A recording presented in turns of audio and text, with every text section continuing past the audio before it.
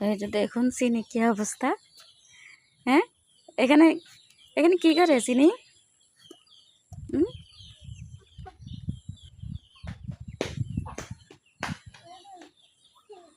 চিনি দেখো না, এখানে হাগু করতেছে।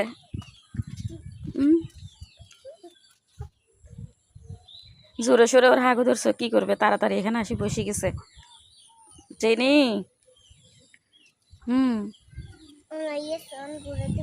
এখন ঘুরে দিবে, ওদের কামে তো এগুলো।